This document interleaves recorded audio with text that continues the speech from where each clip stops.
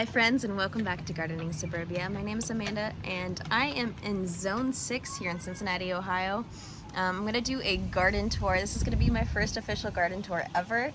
I live in a suburban area here, basically on the outskirts of Cincinnati, Ohio, and I grow as much food as I possibly can. This is my third year of growing food intentionally to preserve. So I have a lot of things that I'm experimenting with. I have a lot of things that I've grown before, but I hope you guys enjoyed this video. I'm gonna go ahead and start off with my balcony garden. So my balcony garden's a bit of an experiment, slightly because it doesn't get full sun, but I wanted to see how much food I could grow on a budget on my balcony. But of course, there are flowers.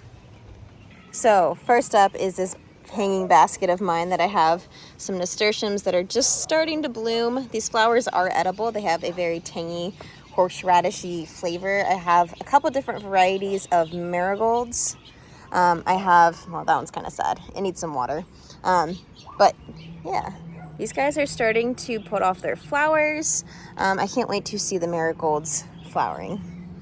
Down here I have my cut kitchen herb garden. I have some Greek oregano, some cilantro, parsley, dill that I harvested from yesterday.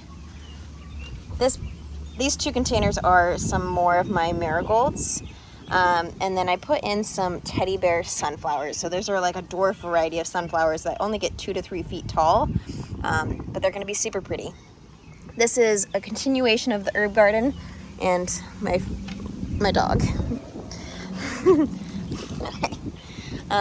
So in this container we have some rosemary and some thyme, as well as, I think that's grass, but this is all chamomile, and I'm super excited for the chamomile.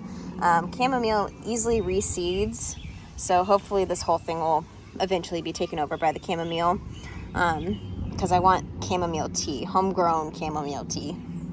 I have some sweet basil, and then this is a dwarf variety of tomato with potato leaves. As you can see, this is the Werkowai.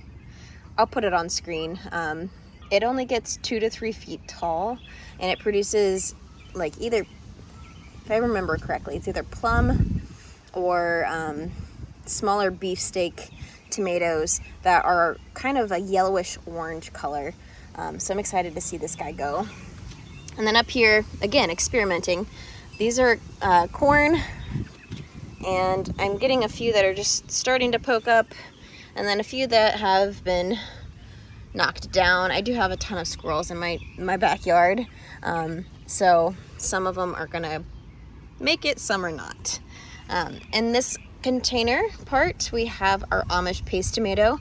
This is an indeterminate, so this guy should get pretty large, and should just kind of drape over my balcony here. And then I have some more dwarf sunflowers, teddy bear sunflowers. I went ahead and planted some birdhouse gourds, and this guy right here is just having his little birthday today. So happy to see this here, because I really want to have birdhouse gourds to kind of make birdhouses out of and hang up. I think that'd be really cool. And then we have one single pepper on the balcony, and that is my pimento pepper. It looks like it is starting to put flowers and potentially some peppers out. This is just a random little fluffy guy. I can't remember what variety this is. And then some lavender. Hey friends, so I'm going to be very upfront with you. I did nothing to prep my garden for showing you guys all of the beautiful plants that I have planted out here, which means I have weeds, I have unfinished projects, I have things that still haven't been planted yet. So there's a lot that has to be done in my garden still, but I'm going to show you it anyway because this is where my garden is at, and this is the place marker of what is growing, how big things are. It is May 25th. I went ahead and I planted out a majority of my plants, my tomatoes and my peppers, Mother's Day weekend. So that's about 2 weeks ago now. Time is weird. Some of those peppers, I told myself I'd wait 2 weeks after Mother's Day to go ahead and plant because peppers really do not like night temperatures that get below 55 degrees Fahrenheit. But I did it anyways, and so maybe next year I'll remember. So I did have to go ahead and tarp or put a row cover on a lot of my peppers that are in ground just to make sure that they didn't get too stunted. There were a few that I forgot, and there were a few that I had to just pop into my garage. But lessons learned. You learn something new every single year. You could be a gardener of 10 years and still be learning something new. So just because you do not think you have a green thumb, you have to grow it.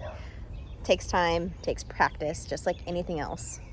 So I figured it would be fun to start with one of my experiments. This is another one that I'm experimenting. This is a Greenstalk tower. So if you go ahead and set these guys up correctly, on level ground, I mean, and then you can go ahead and water it from the very top. And it has these little holes. You can see that. It goes ahead and actually waters each pocket evenly. It's super convenient for smaller spaces or balconies because this is only a 2 square foot like footprint, which isn't a lot of space, and this has multiple pockets of tomatoes. So I have indeterminate tomatoes on 1, 2, 3, 4, the 4 bottom layers. On the top layer I have dwarf tomatoes. I have 2 varieties. The 2 varieties that I have the chocolate lightning dwarf tomato. This was a plant that I picked up from a local nursery in my area called Funky's, which I love to death. And then all of the rest of the pockets are filled with the Wurukai, or again, I'll pop up the name, dwarf tomato that I had up on the balcony. Again, they have that beautiful little potato leaf, which is so unique. And these guys, all of them I started from seed besides the chocolate lightning. My second layer of tomatoes are my cherry tomatoes. I did have to replace this guy right here because the deer decided he was a snack. This originally was my sweetie, which is a really small red cherry tomato, and I replaced him with a yellow pear. So I've got a couple of those guys in here. And then this guy also got chewed down, but you can see he is a fighter, so he has a little offshoot that he's producing, and I'm just gonna let this one go and see how it goes because I think, yeah, this one's a sweetie as well. And honestly, I want to have at least one of those, and I think this is the only one that I have of that variety. And then we've got Artisan Tiger Blush, which is a really pretty like grape or oblong grape cherry tomato that is kind of stripy and pink. I'll be honest, the rest of them I do not remember. I think I have a honeycomb hybrid, which is like an orange tomato. And then, oh, we got a Cherrylicious as well, which is like a mixed blend that I got from Baker Creek or MI Gardener. I will not pretend to know all of the varieties. I can remember a few and some are labeled, but this guy is my little savior. So I've got the top layer labeled, bottom layer labeled, and then the garden at the bottom, and then at the very top of the paper it says my house. So it kind of orients it in this direction. And then I have some kind of key ones that distinguish from the others to make it so I know where I'm at on on the page. But the bottom layers of this Greenstalk are beefsteak, they're plum tomatoes, like it's a whole slew of different types of tomatoes. And all of these are indeterminate, so all of these will bush out a ton. Greenstalk does offer like kind of like supports that come out past, like hook onto the layers and come out to kind of give your plants more support. I don't have that, and honestly I spent quite a few dollars purchasing this guy this year. So we're just gonna see how this goes. Hopefully we'll definitely get some tomatoes. How many we get and what kind of health and state these tomato plants will be in towards the end of the season, we'll see, just because they will take over this area. So that is the tomato stalk. And right next to it, we have our Sunflower Steve Van Gogh Fantasy Mix. If you're on the channel just a few days ago, I went ahead and posted a video about planting these guys, and I'm happy to say that they are all popping up. And this chicken wire is here to protect them from the squirrels. Once these get a little bit more established and have a little bit more of their true leaves, I'll go ahead and remove this, and then we'll see what's next. There is one that is a little bit different from the other, and it's this guy. I know that on his stories, Sunflower Steve, he was saying that there are some anomalies with the sunflowers, and this may just die off just because it doesn't have enough green, which is the chlorophyll, to go ahead and actually grow. But it doesn't look like it has some kind of true leaves growing right there. So we'll see what happens. I've been watching it closely. All of the other ones are quite a bit further along, and you can see that some are just plain green, some have like this really purple tinge to them. So I'm super excited to see how this goes. Right here we have some pole beans. I'm pretty sure these are my Blue Lake pole beans. If not, they're going to be my black beans. I can't remember. I just know that they're my pole beans because they have the longer stake system set up. And I am reusing some preen weed preventer. I am an organic gardener, so I don't use herbicides or anything. These were gifted to me from my brother-in-law who does lawn care services, and I went ahead and I washed these out really well with soap and water before I used these. They work perfect. Their container, I added drainage on them, so this is what I have. Right here we have some bush beans. I can't remember what variety these are. And as you can see, I have a whole bunch of red spider mites crawling over these guys. Those guys can actually damage your plants, but if you spray them with water, they'll be washed away. So I'm not too worried just yet. I have a bunch of cucumbers in this bed right here.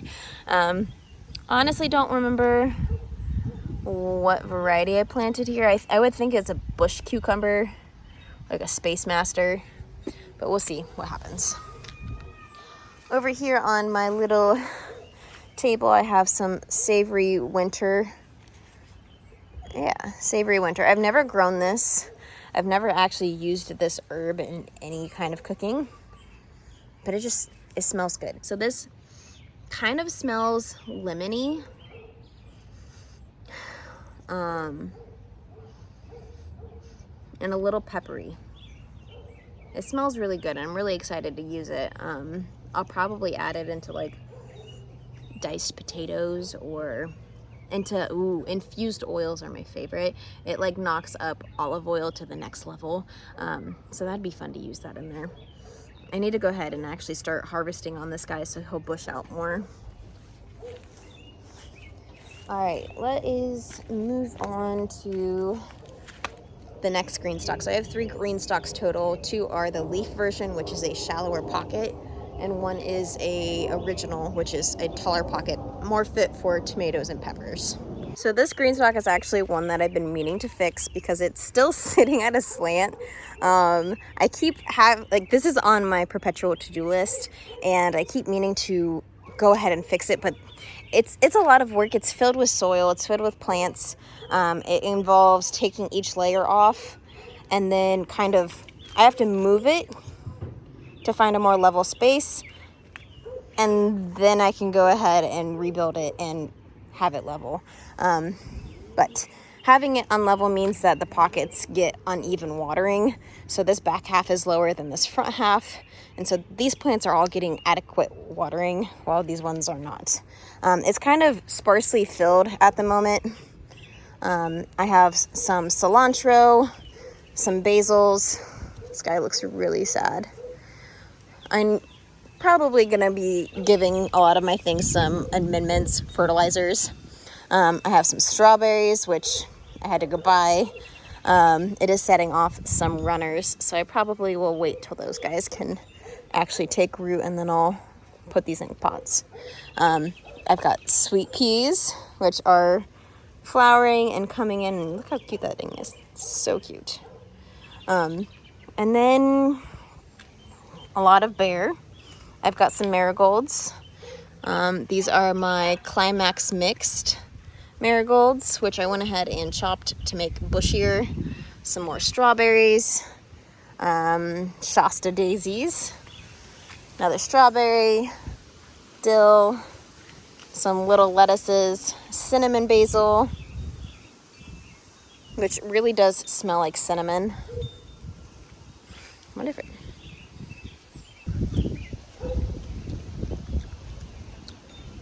it tastes like, almost like licorice.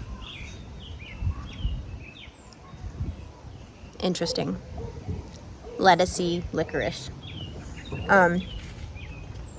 That's pretty good though.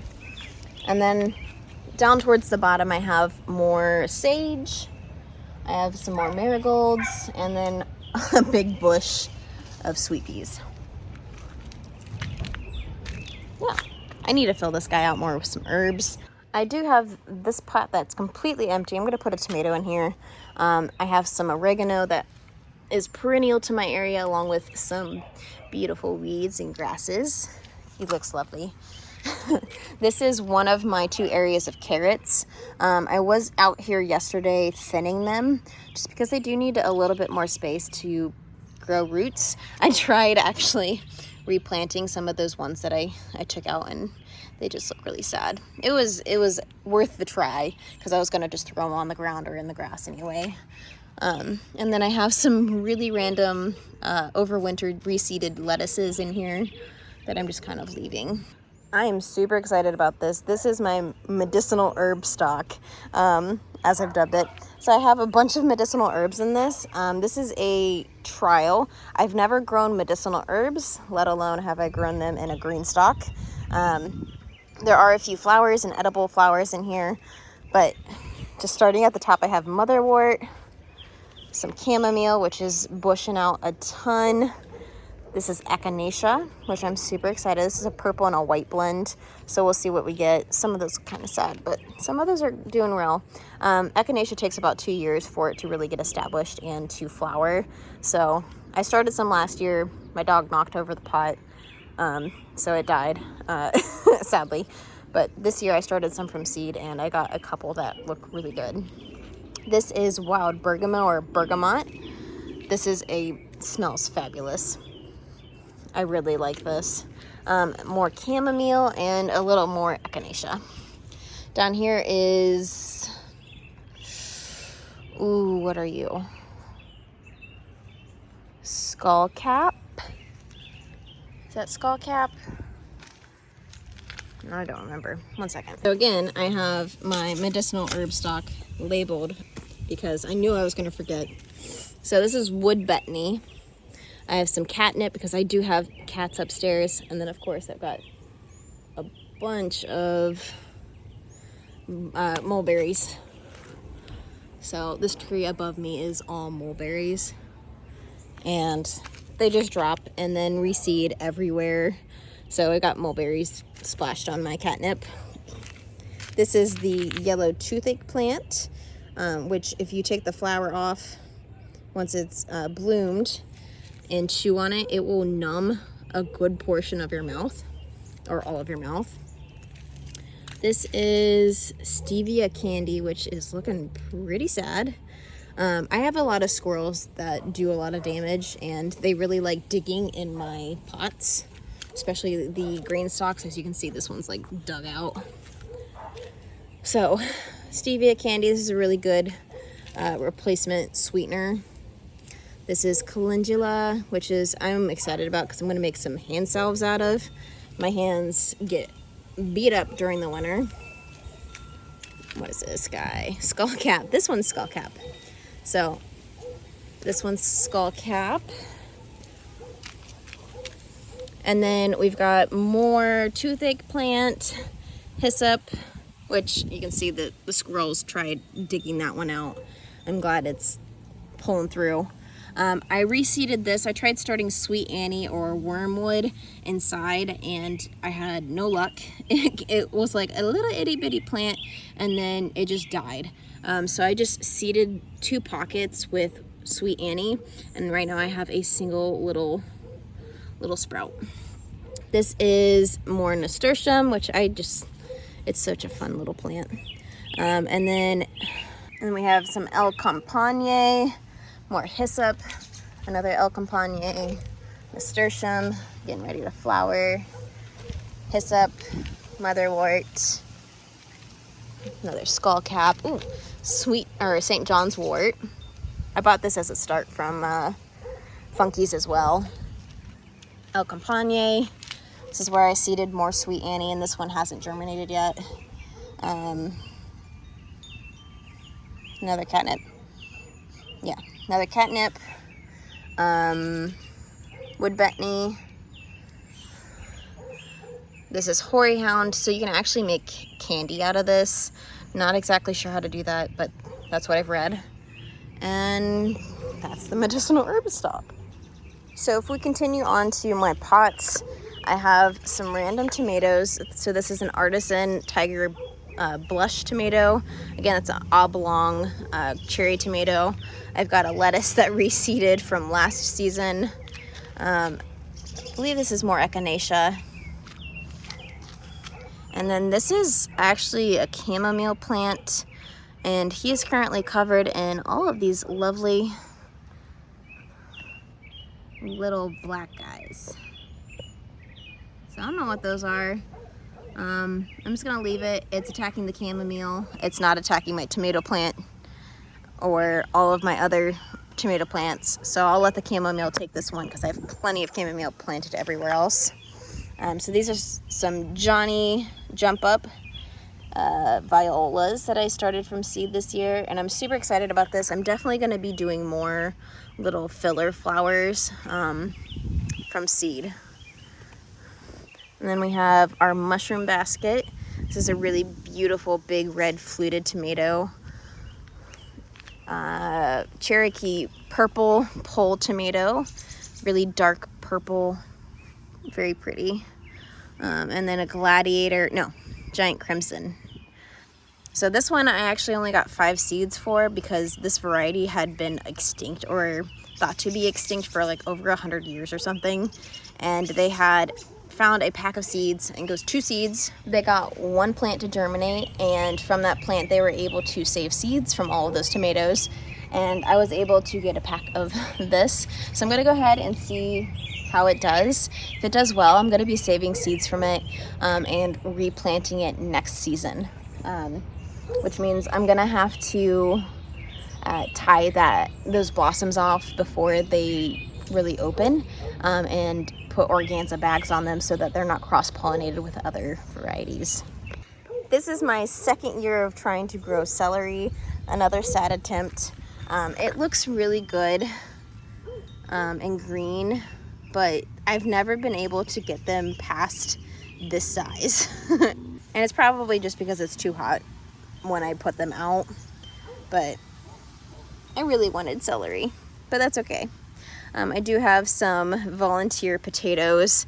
Last season I went ahead and emptied my potato grow bags into this kiddie pool, and so now I have some volunteers and I'm just kind of letting them go. And then there's also some volunteer sunflowers, which I'm super excited about, so I left those guys. I think there's just 2 more. I think I seeded this entire bed with sunflowers, and I thought the squirrels had gotten them, but there are a few that are coming up. Over here we have our blueberry plants. I have a blue crop and a Jersey, which are these 2. And then this one I got from Southern Exchange. Oh gosh, I can't remember the full name. It's a store by my sisters in Kentucky. But this plant looked so good. It was like $16, which I think was a mistake, but I got it because I couldn't help myself. It just looked so good, and it already had a ton of blueberries on it. Look at these guys. So this is my first year really growing blueberries. I'm super excited. I know that the soil pH needs to be really acidic, so I got an acidifier bag, organic, that I use. Oh, look. I don't know if that one's just because it's rotten, but it's kind of purpling. That's so cool. Okay, so blueberry plant. This bed has a dahlia start that my sister gave me. We'll see how it does. I love dahlias. And then as you can see, the squirrels got a hold of, this was on top of my tulips that I'm just kind of letting die off.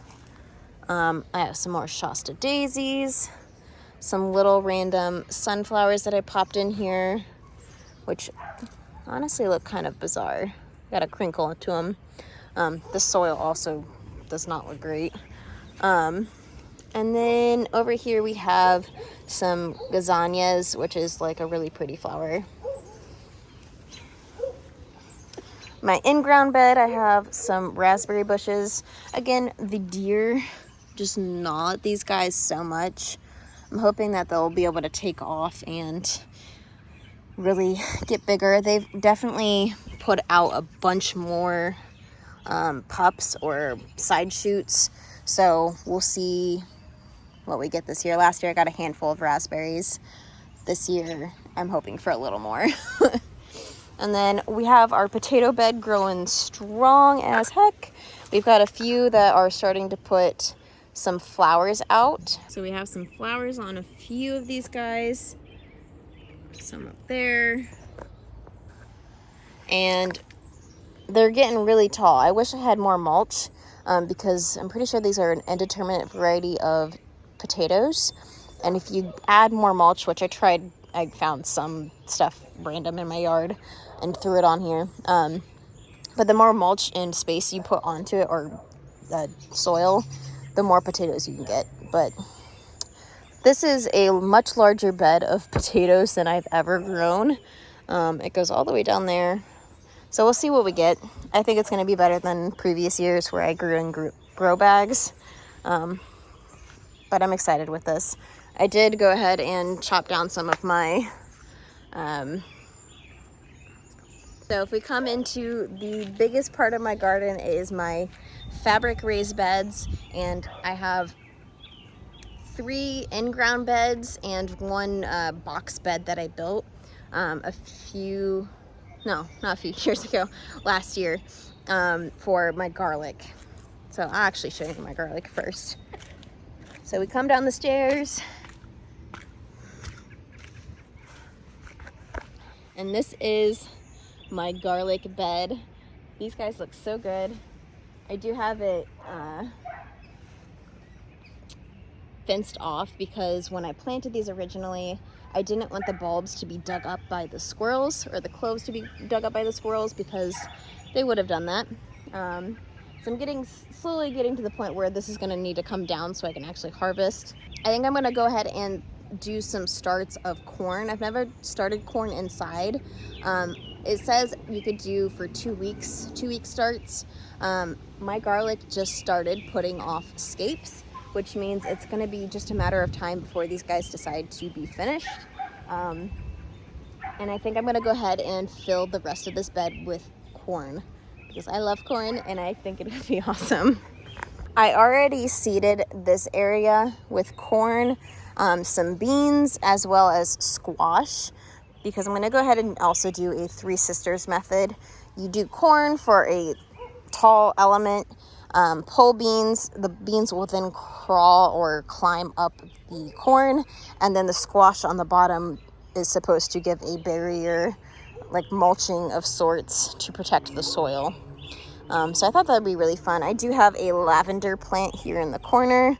He is getting ready to put off some flowers very soon. And then we have some dill, parsley, and then another Shasta daisy, which is perennial in my area, and I wanted to add a little flower element to my garden. But I have a bunch of soft neck garlic. I have some hard neck garlic. And then if you look closely, this is my hard neck garlic, and you can see that this is the start of a scape. So this guy will get taller, and soon enough he will be something similar to this guy. This is my elephant garlic. Sorry for the fence, but elephant garlic, I accidentally kind of ripped him trying to take him out of the fence. We're gonna wait until this guy starts to do a little loop, and then I'll go ahead and snip all of the scapes off, because the scapes are going to take away energy from your bulbs developing really nice. And we want big bulbs of garlic. This is the thickest garlic stalks I've ever had. A majority of the ones that I had started were something similar to this or even thinner.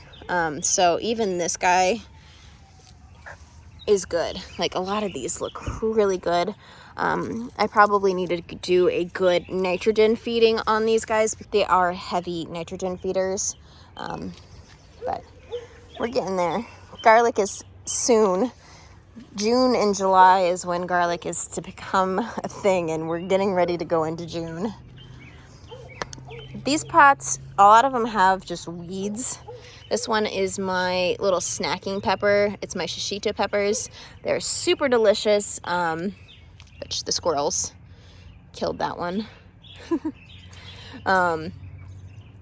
They are super delicious, sweet peppers. And I put them in the pot because I honestly I had no other place to put them. This is my, see if I can get this, gorongo.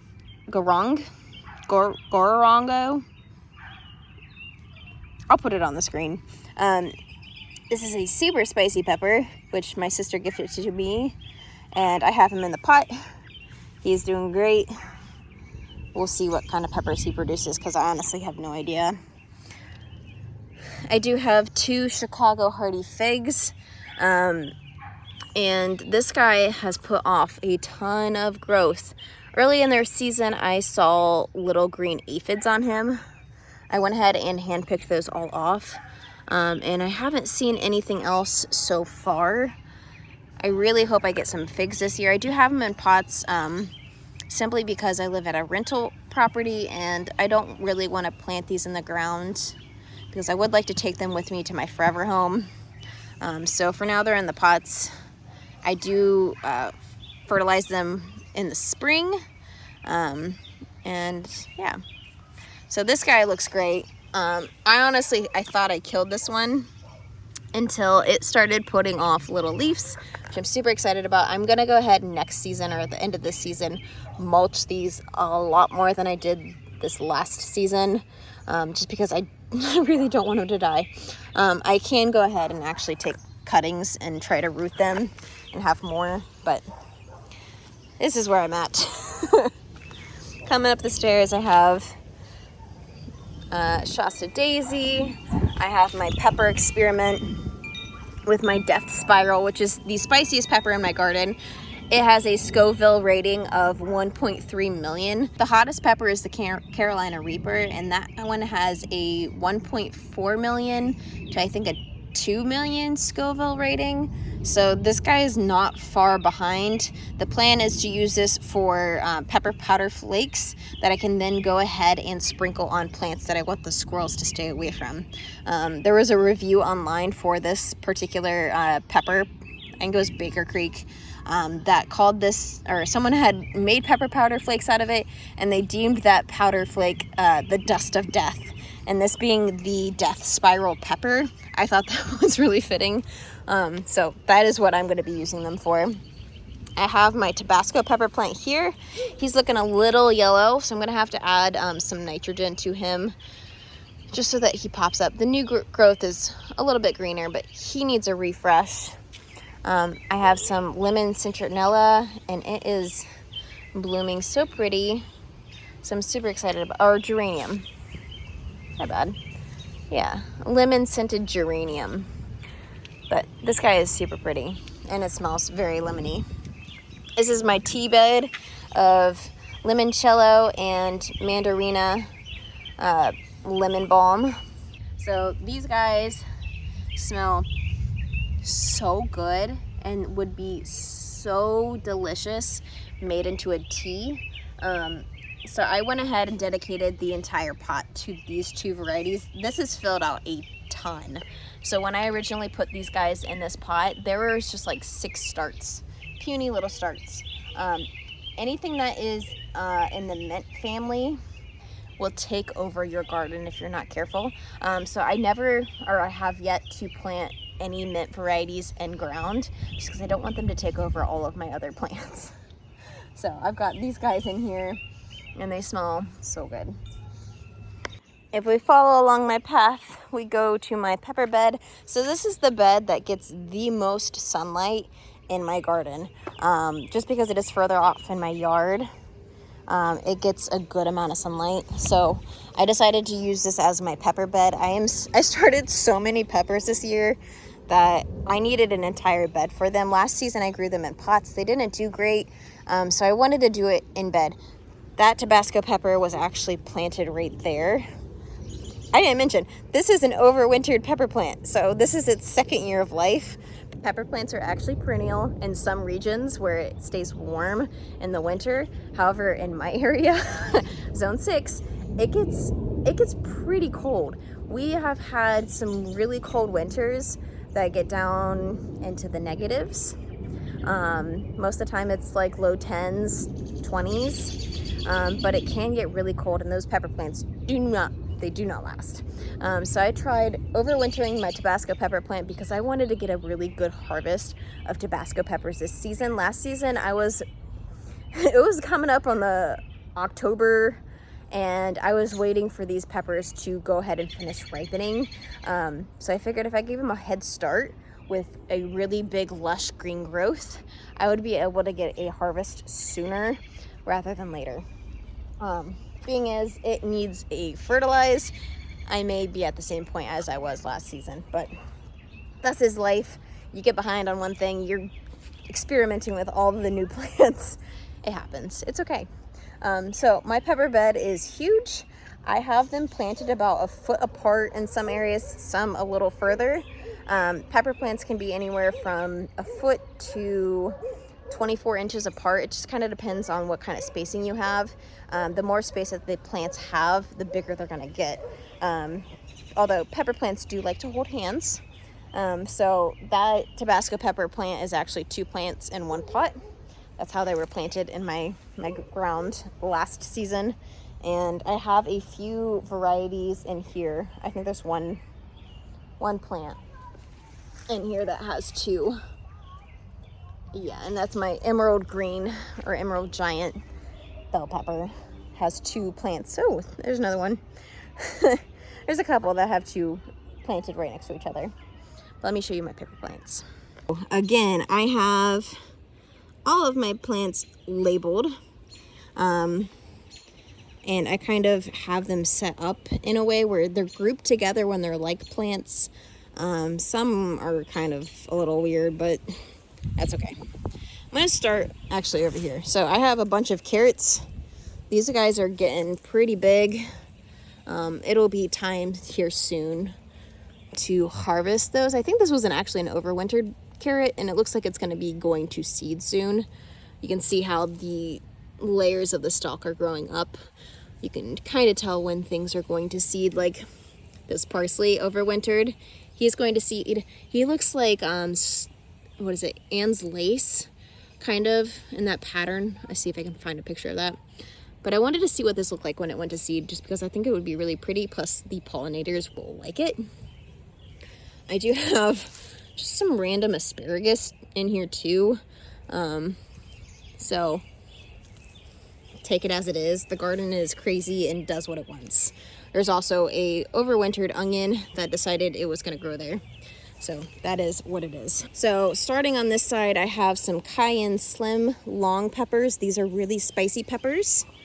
I have my chili de arbol pepper.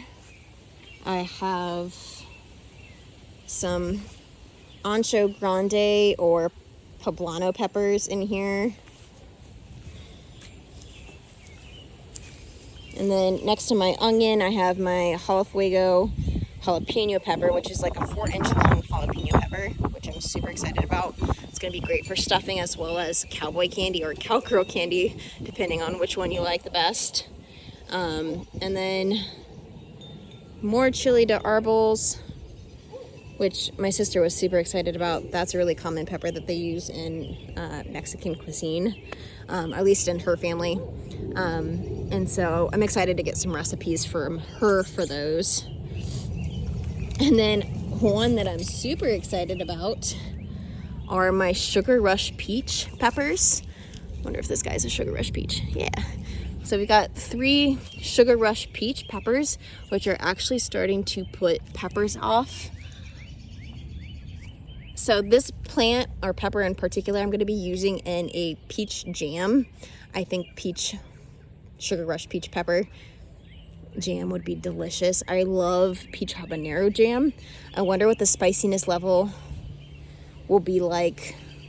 I guess I could look that up, what the Scoville rating is for those guys versus habaneros. So I'll have to do that later. Well, habaneros are like 150 to 325,000 Scoville rating. So these are actually a lot sweeter, or significantly sweeter, not sweet because they are still spicy. Definitely spicier than a jalapeno, which is like 4 to 6,000 Scoville rating. So definitely spicier than a jalapeno, but not as spicy as a habanero. So I may end up having to add, maybe I'll add another type of pepper into my peach mix just to kind of give it a little flair. We'll see. I'm going to be experimenting a lot with jam recipes this year just because I really love peach jam. So this guy is my emerald green bell pepper.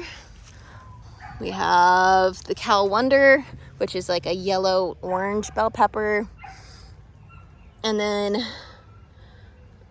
basically all of my pimento peppers, which are like kind of like a sweet round pepper. I dubbed it the tomato pepper my first year because I had no idea what it was.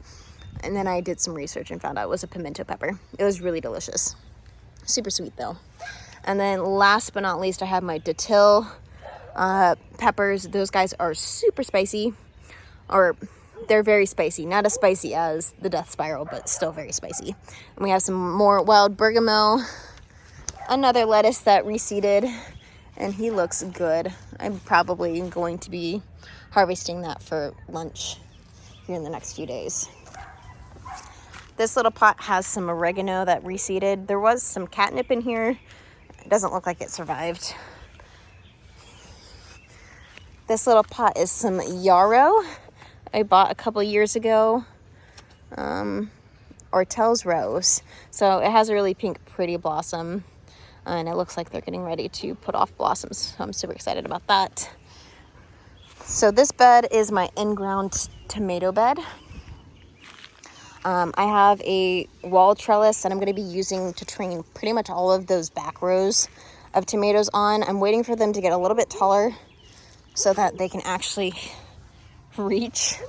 I put this further back because that little is my walkway. I originally had this trellis wall pretty much butted up against that concrete barrier. But then I started thinking about how I was going to harvest things. I'm probably going to end up having to step in my garden bed, but this is life. So I have a bunch of varieties on this back. All of these are indeterminate varieties of tomatoes. I have Paul Robinson tomatoes, which are a beautiful beefsteak with a purpley red bottom and green shoulders. I have the Giant Crimson, a couple of those guys, Castelluto Genovese, and then the last two are actually I have a Cherokee Purple and a Black Beauty, which you can see that this one is a lot purpler than this one is. And that is not because it has a deficiency. This one is a purple producing tomato. So there's a lot of anthocyanins. That is the chemical compound in that variety that makes the tomato purple or dark purple. So this is not deficiency. It's just simply how the tomato is. And then I have a lot of volunteer beans, which I decided that I was just going to leave. It's going to be a little bit of a chaos. It's okay. Coming back over here, there are some marigolds planted there. And then I have vintage wine, my mortgage lifter, a mushroom basket,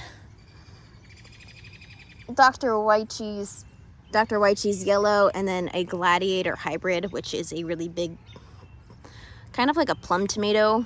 And then I have more of my little Johnny Jump Up violas planted, kind of interspersed. And then I went ahead and I seeded some radishes.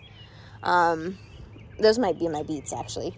And then I have like little babies. Yeah, little babies coming up. You can kind of see them. And then I did sow some right here, but I'm not quite seeing those guys yet.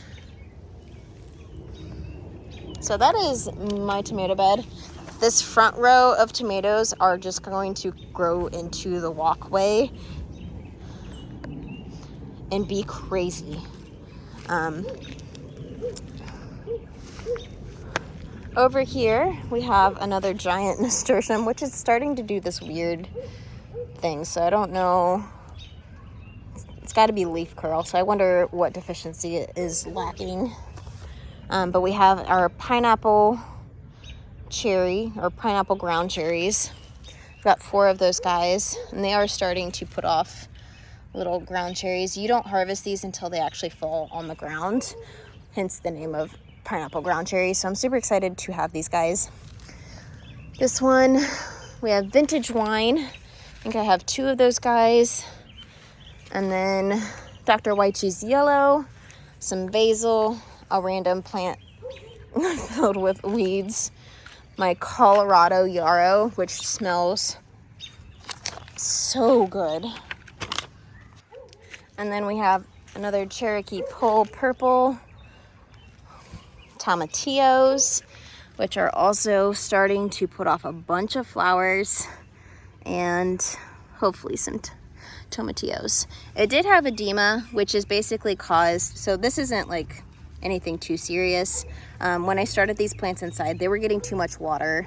That's basically all it is. So I just backed off watering these guys, and the leaves are starting to kind of come back. And then I have a lettuce leaf basil, which I actually need to go ahead and prune back very soon. Another tomatillo that I just popped in this planter because I didn't want to toss it. Some more yarrow. This is a basil Aristotle, but it's a micro dwarf basil plant, and I just think it's so cute. This right here is my cut flower bed. So I have a bunch of random things growing in here. I have some sweet peas, the Royal Burgundy blend. These are snapdragons, the night and day variety. So I'm hoping that these guys flower somewhat soon. I have a bunch of cherry brandy, rudbeckia coming up. And then I did, oh, he got gnawed down. More calendula, another viola, which is so cute. And then these are asters. No. What are these? Carnations. These are the La France carnations, which is a little, or a very cute light pink variety of carnation. And then we have my aster violets, which is a deep purple flower. And then I have my pride and joys. These are my dahlia tubers that I purchased from Miss Amy at West Wind Flower Farm. I have my Lark's Ebb, which I will be going ahead and snipping or topping him to make it bush out more very, very soon. This is a really pretty variegated, I think it's a yellow and a pink variety. And then I have my Cafe au lait, which is a big dinner plate variety that is light pink and white. This one is the Creme de Cassis, which is a purpley flower. And then this is one that she gave for free, is the Rockstar. And this one was not anything like the ones, was not anything like these 3 guys that I had picked. So I'm super excited to see this one grow. You can You can already see the difference in all of the foliage between each of the varieties. They're very different. These are my bachelor's buttons, which they look, they didn't get out in time, but they're here. And another victim to either squirrels or deer. My gazanias were, I thought they were going to bloom very soon, but now they're going to be set back. And then these guys, I think, are my straw flowers. Yes. So a whole bunch of straw flowers. These are really pretty to dry out. Well, they're very papery, which is why they're called straw flowers, and they dry with the color that they are grown at very nicely. So they do well to dry out and then put in vases inside. I have a bunch of grass growing, and then I already showed you guys the snapdragons. I have another Black Beauty tomato and a planter over here. You can see more of that deep dark purple brown or purple black of the coloring of the leaves. Some garlic chives. My asparagus bed, which is pretty much going to seed. Next season I'll be able to actually harvest asparagus out of here, but this season was all about letting things fern up and grow. This is my very last bed. This is my brassica bed, which I'm really loving the coloring of all of these plants, like the contrast of these lettuce bib head and this is my bib lettuce and iceberg lettuce. That's the one. The iceberg lettuce color compared to the broccolis, I'm loving it. And then I have my mignette lettuce, red lettuce. I have two 80-day varieties, I actually don't remember the name of these, but it was an 80-day variety of Brussels sprouts.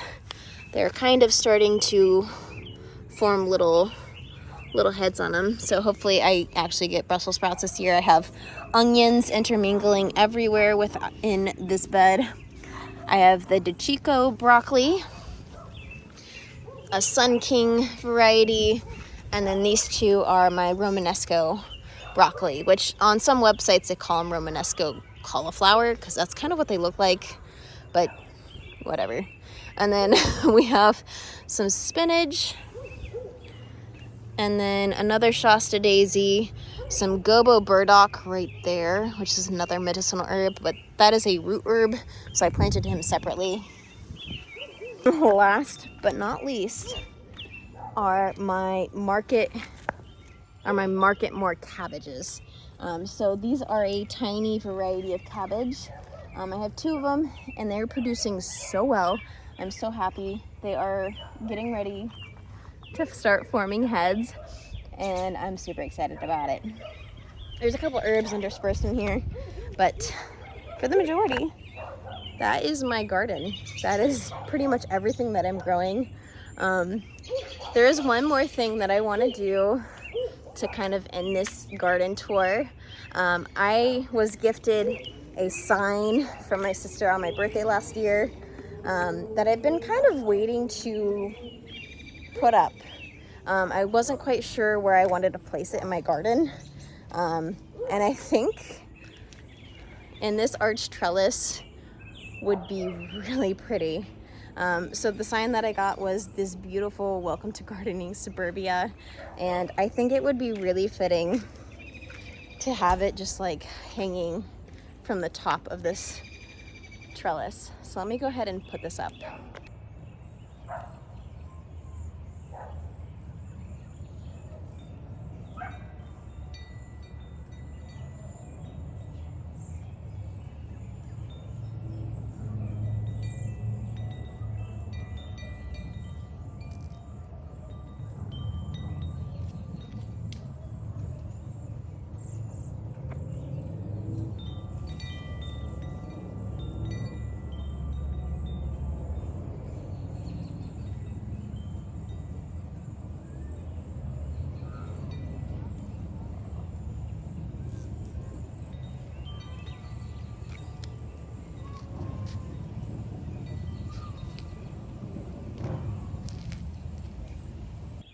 Thank you guys so much for joining me. I hope you enjoyed my garden tour. It's going to be a good year. It's going to be even more awesome just to kind of see how it progresses and how well the plants do and how well some of the plants won't do. Every gardener has fails, every gardener has successes. It's just kind of a learning experience, and you take what information you can and try to better yourself for the next season. So I hope you guys have a wonderful day. I'll go ahead and pop up a video here if you want to go ahead and watch any of my other content in the meantime. But until the next one, thank you guys so much for joining me, and happy gardening.